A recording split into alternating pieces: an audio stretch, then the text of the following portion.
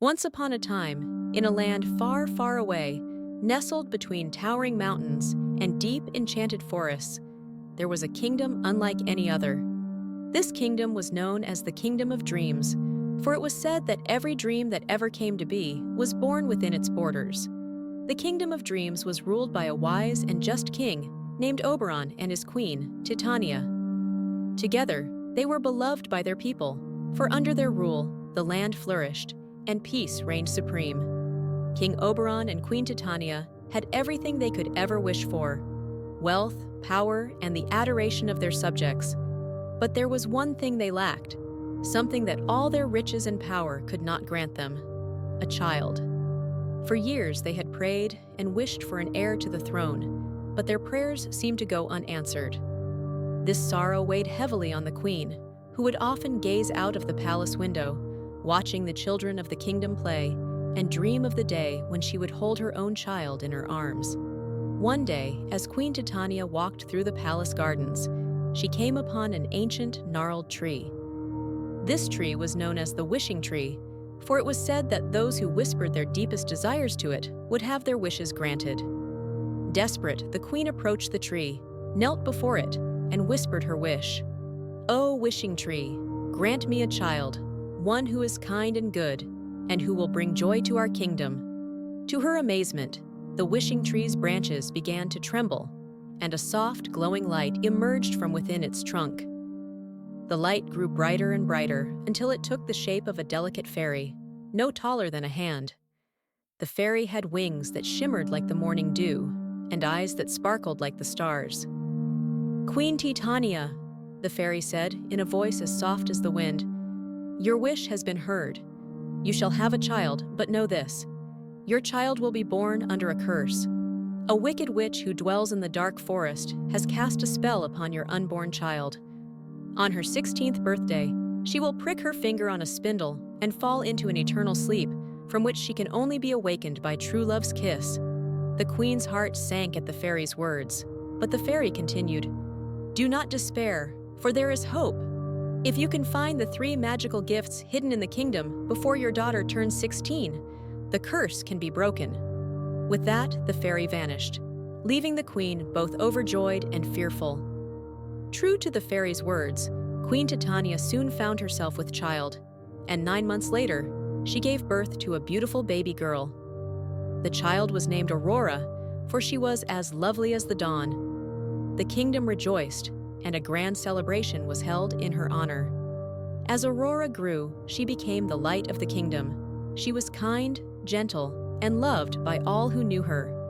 But as her 16th birthday approached, the king and queen grew increasingly anxious. They had searched high and low for the 3 magical gifts that could break the curse, but they had found nothing. The wishing tree had not revealed its secrets, and the fairy had not returned. On the eve of Aurora's 16th birthday, the kingdom was thrown into turmoil. The dark forest that bordered the kingdom had begun to encroach upon the land, its twisted trees and thorny vines creeping ever closer to the palace. The skies grew dark, and a cold wind swept through the land. It was as if the very soul of the kingdom was being drained away.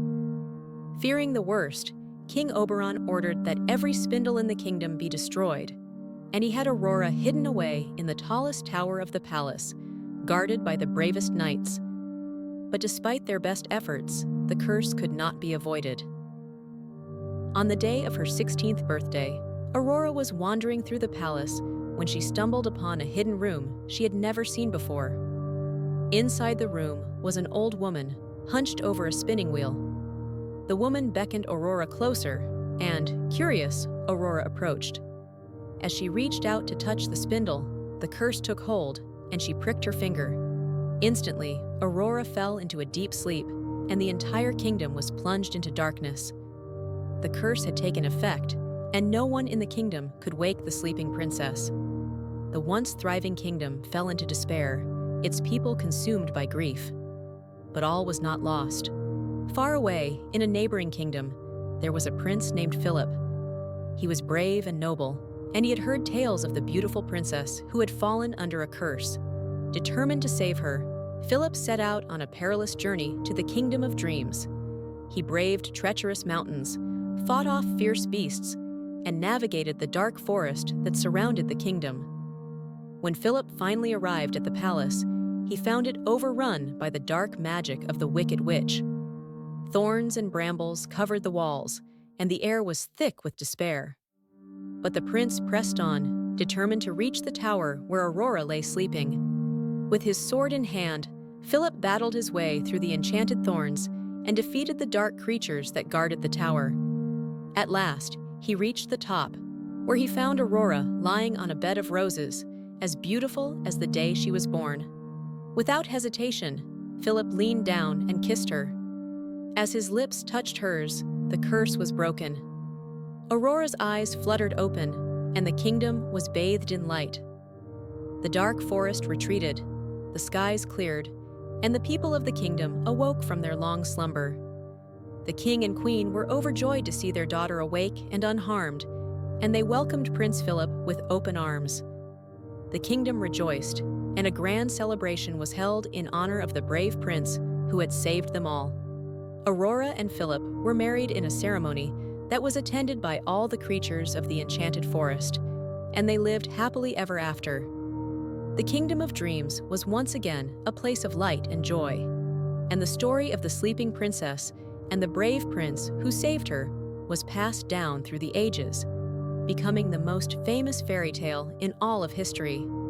And so, the tale of Sleeping Beauty came to be, a story of love, courage, and the triumph of good over evil, a story that would be told and retold for generations to come,